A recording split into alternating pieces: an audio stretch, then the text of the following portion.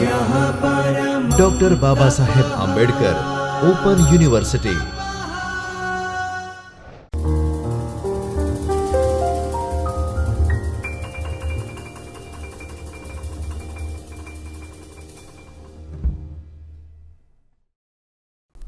नमस्कार। डॉक्टर बाबा Saheb Ambedkar open university के चैतन्य studio से आप सभी का बहुत बहुत स्वागत है। आज हम बीए द्वितीय वर्ष के छात्रों के लिए हिंदी साहित्य का इतिहास एवं साहित्य परिचय, जो कि 5वां प्रश्न पत्र है, उसके खंड 2 आदिकालीन साहित्य से 5वीं इकाई आदिकालीन काव्य की प्रमुख प्रवृत्तियां लेकर उपस्थित हुए हैं। इस व्याख्यान का मुख्य उद्देश्य आदिकाल में रचे गए साहित्य का वर्गीकरण कर उनमें निहित प्रमुख प्रवृत्तियों को लक्षित करना है। धार्मिक साहित्य अंतर्गत जैन, नाथ और सिद्ध साहित्य की विशेषताओं को समझना है। दरबारी कवियों के काव्य की विशेषताओं को जानना है और लौकिक साहित्य के अंतर्गत विद्यापति, अमीर खुसरो आदि के काव्य की प्रवृत्तियों को समझना है। धार्मिक साहित्य जो उस समय लिखा जा रहा था, मित्रों, पिछली कक्षा में हमने आदिकालीन परिस्थितियों के विषय में पढ़ा था और अब हम देख रहे हैं कि उस काल में जो रचा गया साहित्य है उसमें मुख्य रूप से क्या चीज़ें मिलती हैं।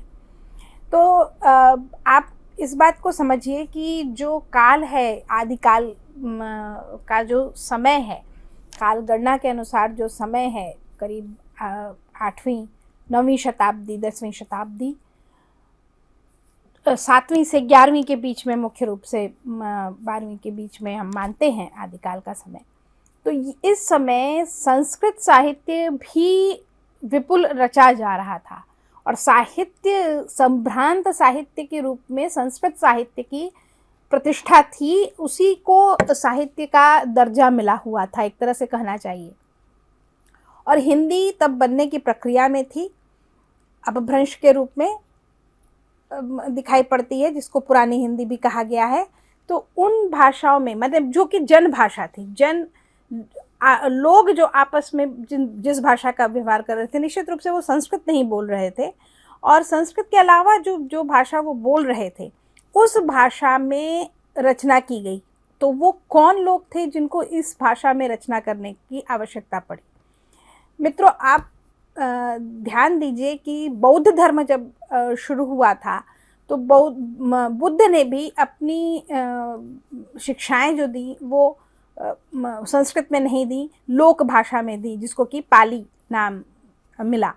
तो लोक भाषा में भी वो स्टैंडर्डाइज्ड थी, बिल्कुल लोक भाषा बिल्कुल तो नहीं थी, प्राकृत नहीं थी, वो थोड़ा सा एक स्तर ऊपर जरूर। जैसे आज भी हम देखें, अगर आपस में 2 लोग बात करते हैं, हिंदी में बात करते हैं, तो उनकी हिंदी की जो बोलने का तरीका होता है वो अलग होता है। लेकिन जब यही भाषण में हिंदी बोली जाती है या व्याख्यान में हिंदी बोली जाती है, कक्षा के व्याख्यान में भी, तो वो परिनिष्ठित हिंदी होती है। उस हिंदी का स्तर या उस हिंदी का जो प्रवाह है वो लोक में बोली जाने, आम तौर पर बातचीत के रूप में बोली जाने वाली हिंदी से अलग होता है। तो इसी तरह से बौद्ध धर्म, माने धर्म में धर्म किसको धर्म सिखाना है या धर्म के विषय में किसको बताना है, तो आम लोगों को बताना है। तो आम लोगों की जो भाषा है उसी में बात करेंगे। तो बुद्ध ने भी यही किया, लोग भाषा में बात किया, लेकिन जब वो शिक्षा दे रहे हैं, सबके लिए है, तो वो एक तरह से एक मानक, एक परिनिष्ठित, इसमें थोड़ी एक शुद्धता आ गई जो कि पाली नाम से कही गई। यही बात जब उसी के आगे परंपरा चली तो जो धर्मोपदेशक थे, जैसे कि जब सिद्ध साहित्य की हम बात करते हैं तो सिद्ध साहित्य वस्तुतः बौद्ध धर्म का ही बदला हुआ रूप है या बौद्ध धर्म से निकली हुई शाखा है। बौद्ध धर्म धीरे धीरे जब वो जितना ज़्यादा, जो चीज़ जितनी ज़्यादा व्यापक होगी वो उतनी शाखाओं प्रशाखाओं में बट जाएगी, बिल्कुल भौतिक वृक्ष की तरह। जैसे वृक्ष जब छोटा होता है तो उसकी केवल एक तना, एक मुख्य डंडी होती है, एक टहन, लेकिन जैसे जैसे जितना विशाल वृक्ष होता है उतनी ज़्यादा उसकी शाखाएं प्रशाखाएं फैलती चली जाती हैं। या आप स्वाभाविक प्राकृतिक रूप से इस बात को देख सकते हैं। तो वही बात किसी और दूसरी चीज़ों के लिए भी होता है।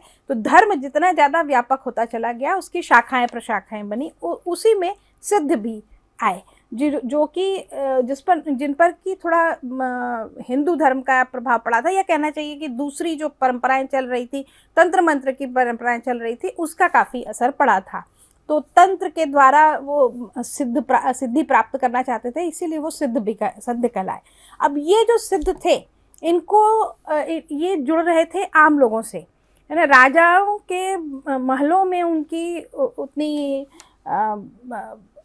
प्रतिष्ठा नहीं थी, या उनका प्रवेश उतना नहीं था, या वो उनकी खुद की जब बिल्कुल स्थिर होना है तो वो आम लोगों के बीच में उसको फैलना होगा।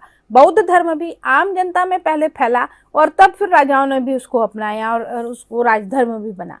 लेकिन जब धर्म की पैठ जो है वो आम लोगों के में ही होती है, अगर आम लोग उस धर्म को नहीं अपनाएंगे तो वो बहुत समय तक टिक नहीं सकता है। तो सिद्ध भी जब आए, तब उन्होंने भी अपनी जो शिक्षाएं हैं या अपनी जो बात है वो लोगों के बीच में कहनी शुरू की, उनकी भाषा में कहनी शुरू की। तो उनकी भाषा जो है वो उस समय अपभ्रंश, अर्धमागधी अपभ्रंश के निकट भाषा थी, जिस भाषा का उन्होंने प्रयोग किया, और जो कि हिंदी की ओर बढ़ रही थी। धीरे धीरे हिंदी जो बनी, बाद आज जो हिंदी है या हिंदी की जहाँ से शुरुआत हुई, तो ये यही थी। तो ये एक तरह से अपभ्रंश और हिंदी के बीच की कड़ी हम मान सकते हैं, और इसीलिए इसको संधा भाषा भी कहा गया। संधि काल में होने के कारण, माने बदलाव में, ये एक ऐसा समय था जब जिस भाषा में हिंदी के भी कुछ तत्व मिल रहे थे, हिंदी की जो कुछ प्रवृत्तियां मिल रही थी, और कुछ अपभ्रंश की भी मिल रही थी। तो इसीलिए इसको संधा भाषा कहा गया। इस भाषा में इन्होंने अपना साहित्य लिखा, अपनी शिक्षाएं, अपना उपदेश, अपने विचार लिखे, जो हैं तो उनकी शाखा सिद्ध की जो सिद्ध शाखा है, जो उनकी उसके प्रचार प्रसार के लिए है, लेकिन या उसकी विशेषताओं को लोगों तक पहुंचाने के लिए है, लेकिन साथ ही साथ इसमें कहीं ना कहीं काव्यत्व भी आया है। जैसे भक्ति काल की तमाम रचनाएं, भक्त कवियों द्वारा रची गई जो रचनाएं हैं, वो किसी इष्ट देव की प्रार्थनाएं हैं, लेकिन आज वो उच्च कोटि का साहित्य भी माना जाता है। उसी प्रकार से ये रचनाएं भी हैं जो कि रची तो गई उनके अपने संप्रदाय के विस्तार के लिए, लेकिन वो काव्य की श्रेणी में या साहित्य की श्रेणी में भी आती हैं। तो ऐसे सिद्ध ये प्रवृत्ति थी। एक तो ये जो उस समय उस काल में जो रचा जा रहा था साहित्य, उसमें ये धार्मिक साहित्य के रूप में सिद्ध साहित्य आया था। उन्होंने अपने मत का प्रचार किया, बाह्याडंबरों का विरोध किया और अंतस साधना पर बल दिया। उनका मानना था, सिद्धों का मानना था कि ईश्वर जो है शरीर में ही स्थित है और उसको वहीं पर प्राप्त किया जा सकता है गुरु की कृपा से, और प्राप्त करने का मार्ग जो उन्होंने माना वो तंत्र मंत्र का माना। उन्होंने स्वाभाविक जो सुख भोग होता है उसको स्वीकार किया, गृहस्थ जीवन पर बल दिया। ये एक महत्वपूर्ण बात है। उन्होंने संसार छोड़ करके तप करने पर की ओर नहीं वो ले गए। वो मानते थे कि संसार में रह करके अपने सांसारिक कर्तव्यों का निर्वहन करते हुए भी साधना की जा सकती है, और ये जो मार्ग है वो उस मार्ग का उपदेश उन्होंने दिया, जिससे कि गृहस्थ होते हुए भी, अपने सांसारिक कर्तव्यों का निर्वहन करते हुए भी साधक ईश्वर की प्राप्ति या ब्रह्म की प्राप्ति कर सके। तो ये उन्होंने बताया। तो एक जो महत्वपूर्ण प्रवृत्ति उस काल की है वो है धर्म के उपदेश या आचार के उपदेश, ईश्वर प्राप्ति के लिए उपदेश। तो वो सिद्ध साहित्य के रूप में मिलता है। इसके अलावा जो मुख्य, अगर हम सिद्ध साहित्य देखें मित्रों, तो सिद्धों की कुल संख्या 84 वैसे मानी गई है, लेकिन 14 सिद्धों की रचनाएं प्राप्त होती हैं। इनमें से जो प्रमुख हैं वो है सरहपा। अब ये सरहपा को सरहपाद, राहुल भद्र इत्यादि नामों से भी जाना जाता है। आप देखेंगे जो सिद्ध हैं उनको उनके नाम के अंत में पा शब्द लगा हुआ है। सरहपा, शबरपा, लुईपा, डोम्भिपा, कुकरीपा इत्यादि इत्यादि। तो ये पा जो है वस्तुतः पाद का ही संक्षिप्तीकरण हो गया है पा के रूप में, और जो कि आदर सूचक है। जिस प्रकार से हम श्री लगा करके बोलते हैं उसी प्रकार से किसी को आदर देने के लिए पाद शब्द का प्रयोग उस समय करते थे। तो आज भी करते हैं। अगर आपको ध्यान हो तो इस्कॉन के जो संत हैं उनको प्रभुपाद कहा जाता है। तो पाद या एक आदर सूचक टाइटल कह सकते हैं, एक आदर सूचक शब्द है जो कि नाम के बाद लगाया जाता है। तो उसी का संक्षिप्तीकरण हो गया है पा के रूप में। तो शबर पा, शबर नाम है और पा उनके लिए आदर सूचक, जैसे जी लगाते हैं तो वैसे ही पा। तो सरहपा जो है पहले माने जाते हैं और उनका नाम राहुल भद्र के नाम से भी वो उल्लिखित हैं। उनके 32 ग्रंथ कहे जाते हैं जिनमें काया कोश, दोहा कोश, सरहपाद गीतिका आदि प्रसिद्ध हैं। और वज्रयान जो पंथ है उसकी विवेचना इनमें की गई है।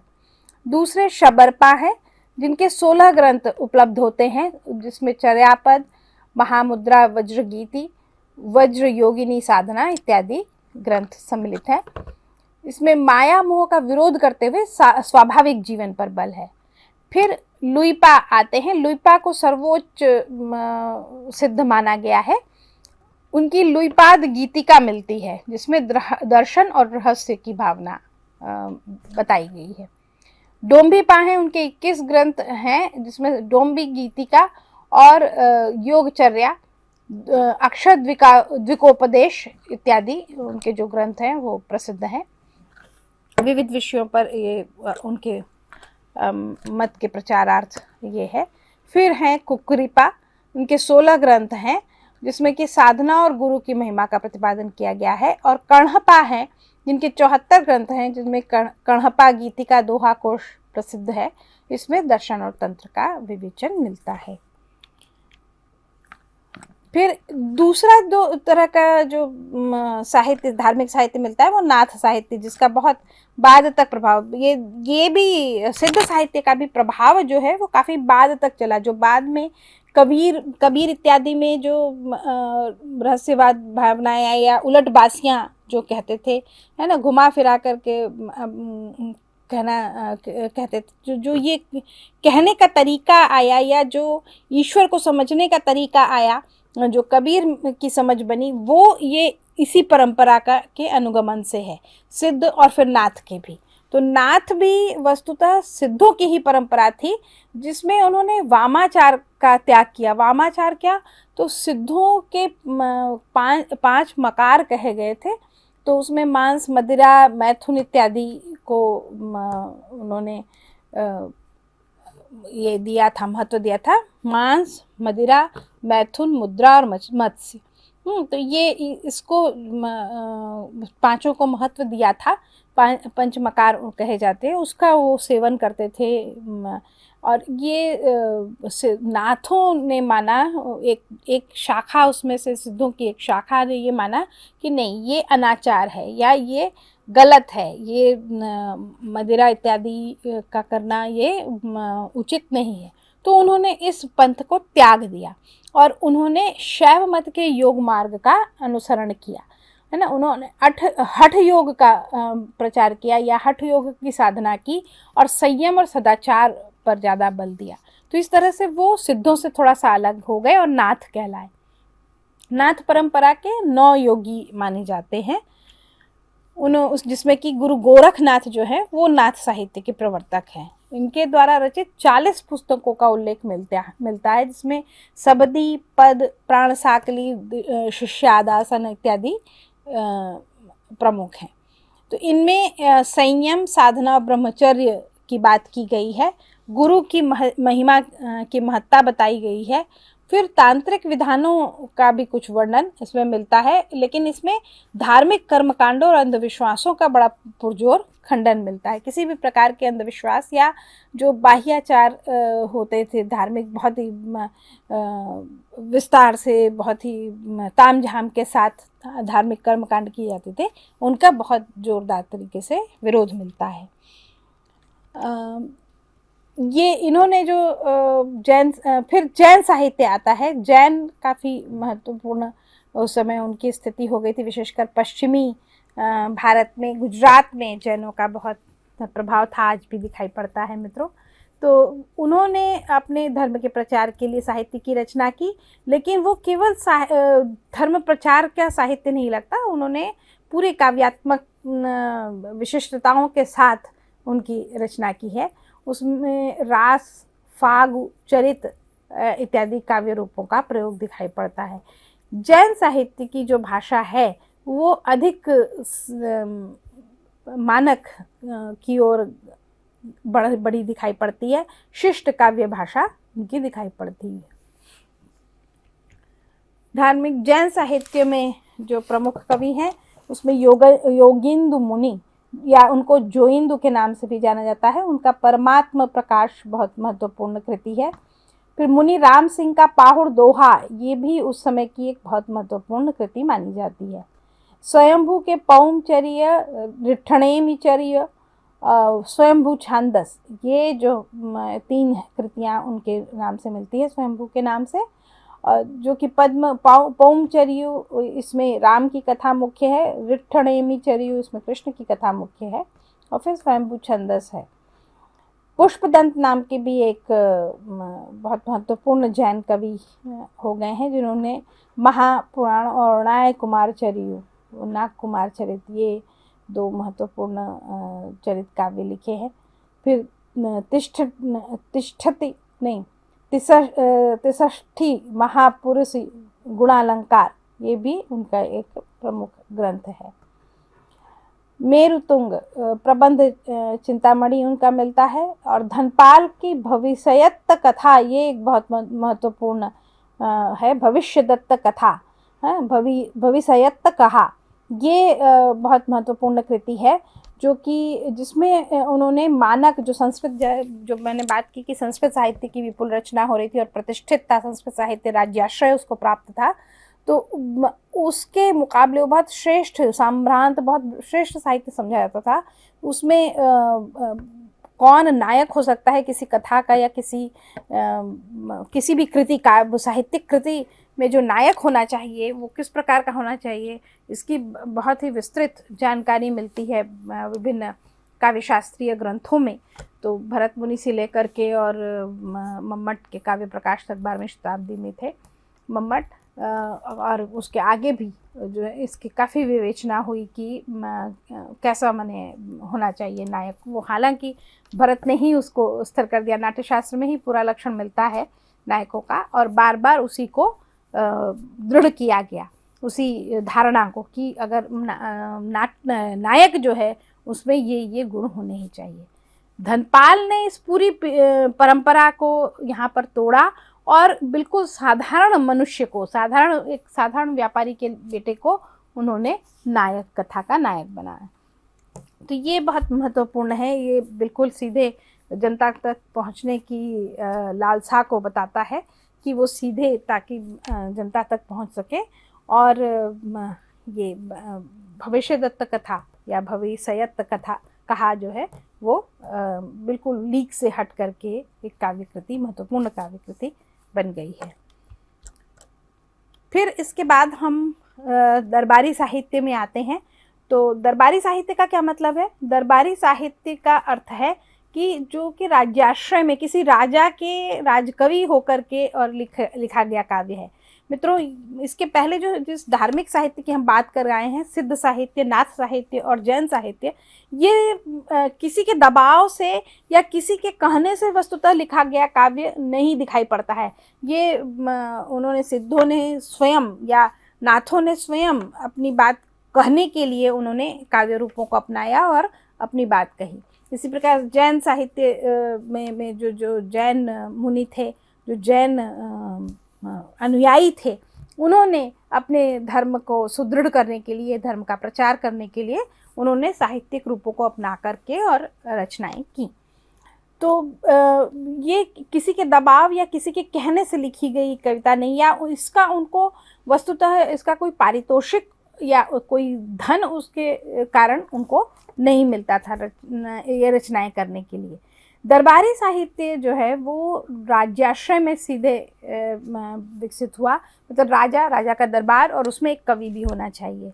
तो वो उस कवि को का वेतन कहिए या उसको जो पुरस्कार है या उसके भरण पोषण की पूरी जवाबदारी राजा की होती थी। राजा उसके ज़रूरतों का ख्याल रखता था, उसको धन देता था, और बदले में जो काव्य रचना होती थी उसमें स्वाभाविक रूप से जो कवि है वो अपने आश्रयदाता राजा की अत्युक्तिपूर्ण प्रशंसा किया करते थे, क्योंकि जहाँ से धन प्राप्त हो रहा है वहाँ तो तेल लगाना ही पड़ेगा, वहाँ उनकी तो प्रशंसा करनी पड़ेगी। तो ये जो दरबारी साहित्य बना वो पूरी तरह से उस राजा को संतुष्ट, जो भी उनके आश्रयदाता राजा है उनको संतुष्ट करने के लिए बना। तो इसलिए उनकी जो शैली बनी है, जो उनकी जो प्रवृत्तियाँ उसमें दिखाई पड़ती हैं, वो ये कि उसमें किसी भी राजा को नायक बनाते हैं और उनकी बहुत अधिक प्रशंसा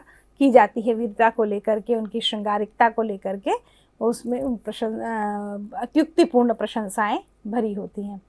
और इसमें काव्य रूढ़ियों का अनिवार्य रूप से प्रयोग दिखाई पड़ता है। काव्य रूढ़ियों का प्रयोग सिद्ध जैन साहित्य में नहीं दिखाई पड़ता है, मतलब जो धार्मिक साहित्य है उसमें काव्य रूढ़ियों से क्या मतलब है, तो काव्य रूढ़ियों से मतलब एक बना लेना कि एक तो कथानक के विकास में भी कि पहले ये आना चाहिए, फिर ये बात आनी चाहिए, फिर ये बात आना चाहिए, या साथ में ही मैंने कुछ एक मानक बना लेना कि जो साहित्यिक रचना होगी उनमें इन बातों का समावेश होना ही चाहिए, जैसे युद्ध वर्णन होना चाहिए, श्रृंगार होना ही चाहिए, और माने ऐसा हो कि नायक नायिका एक दूसरे को सीधे न मिल करके और चित्र के माध्यम से या किसी पक्षी द्वारा वर्णन करने, किसी और द्वारा वर्णन करने से उसके प्रति आसक्त हों बिना देखे ही, और फिर नायक नायिका को प्राप्त करने के लिए प्रयत्न करें। तो ये सब ये कथानक रूढ़ियाँ कही जाती हैं। एक निश्चित तय कर लेना कि इसके माने ये कथा का जो विकास है वो इसी तरह से होगा, उनमें ये चीज़ें आती ही रहेंगी। और युद्ध का काफ़ी उत्तेजक वर्णन किया गया। आपको ध्यान होगा कि 8वीं शताब्दी में जब ये हर्षवर्धन का साम्राज्य समाप्त हुआ तो एक बार की थोड़ी अराजकता की स्थिति सी बन गई थी पूरे भारतवर्ष में, या कहना चाहिए आर्यावर्त में, उत्तरी भारत की ओर, और छोटे छोटे राज्य बहुत से पनप गए थे, और वो अपने राज्य विस्तार के लिए, अपने प्रभाव क्षेत्र को बढ़ाने के लिए एक दूसरे के ऊपर आक्रमण करते ही रहते थे। तो मानी युद्ध का एक वातावरण सामान्य रूप से बन गया था। तो उसमें युद्ध की उत्तेजना जागृत करने के लिए कवियों का सहारा लेते थे राजा। आज भी आप देखिए देशभक्तिपूर्ण कोई अगर गीत बजता है तो कैसा हमारे मन हिलोरे लेने लगता है, हम एकदम ईश्वर अरे ये देश के लिए कुछ कर गुजरने के प्रति प्रेरित हो जाते हैं, क्या न कर दें। तो इसी तरह ये एक तरह से एक मानसिक एक प्रक्रिया होती है, या कहना चाहिए कि एक तरीका है कि अगर आपको कोई काम करवाना है तो उसकी उत्तेजना उत्पन्न की जाए। तो युद्ध का उत्तेजक वर्णन किया जिससे कि लोग लड़ने के प्रति, युद्ध करने के प्रति प्रवृत्त हो सके। तो ये मुख्य प्रवृत्ति रही है दरबारी साहित्य की। उसमें क्या क्या जिस राजा को उन्होंने नायक बनाया है उसमें गुण ही गुण है, इस तरह से उनकी अत्युक्तिपूर्ण प्रशंसा होनी चाहिए। उनके विवाह का और उनके बहुत सारी रानियों के साथ विलास का वर्णन यानी श्रृंगार का वर्णन होना चाहिए। और इस श्रृंगार के वर्णन में काव्य रूढ़ियों का प्रयोग अवश्य समझा जाता था, माने उसका प्रयोग जरूर होना चाहिए ऐसा माना जाता था। और फिर उसके बाद जो एक अनिवार्य रूप से एक चीज़ सम्मिलित करनी होती थी दरबारी साहित्य में, वो युद्ध का उत्तेजक वर्णन होना चाहिए जिससे कि लोग युद्ध करने के प्रति प्रेरित हों। और इनकी भाषा जो है वो डिंगल भाषा कहलाई, डिंगल भाषा है। डिंगल भाषा राजस्थानी राजस्थान की तरफ जो हिंदी बोली जा रही थी या हिंदी बन रही थी, उसका प्रभाव लेकर के जिस भाषा का प्रयोग किया गया है वो डिंगल भाषा कहलाई।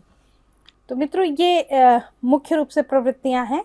इसके अलावा हम देखें, अच्छा, दरबारी साहित्य के प्रमुख कवि और उनकी रचनाओं पर एक नज़र डाल दें तो सबसे प्रमुख जो दरबारी साहित्य है या जो सर्वप्रथम दरबारी साहित्य के रूप में प्रतिष्ठा प्राप्त है आज तक, वो है रासो, पृथ्वीराज रासो।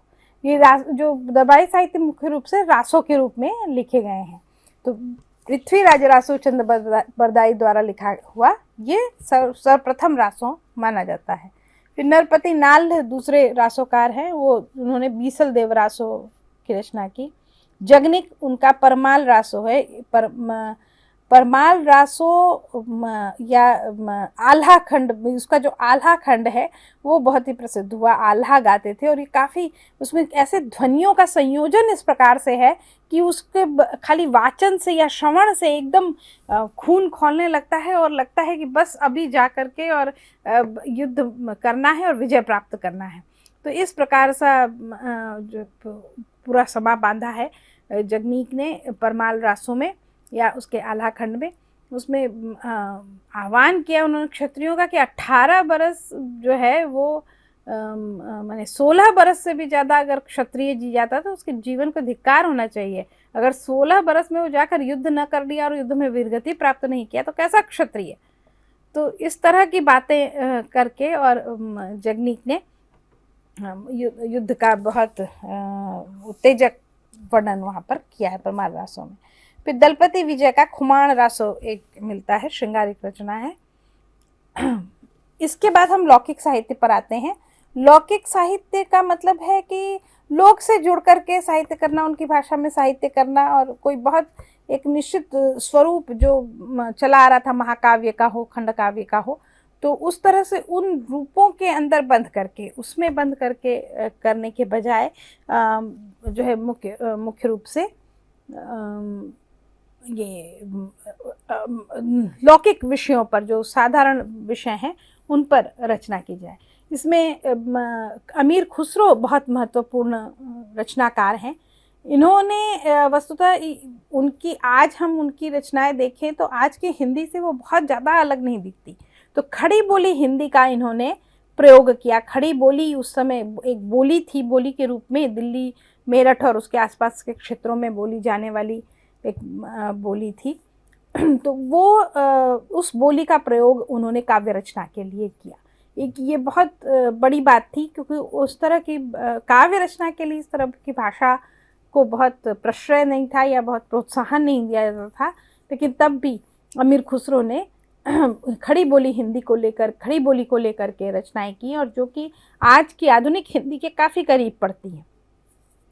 तो पहेलियाँ आप उदाहरण स्वरूप देख लें, आपको पता भी होगा। एक थाल मोती से भरा, सबके ऊपर उल्टा धरा, दिन रात थाल वो फिरे, मोती उसमें से एक न गिरे। तो ये पहेली के रूप में इस तरह की भाषा का प्रयोग किया, आपको एकदम इससे अलग नहीं, माने आज की हिंदी से अलग बिल्कुल नहीं दिखाई देगी। तो ये उस समय अमीर खुसरो द्वारा रचित ये पहेली है। फिर बीसों का सर काट दिया, ना मारा ना खून किया।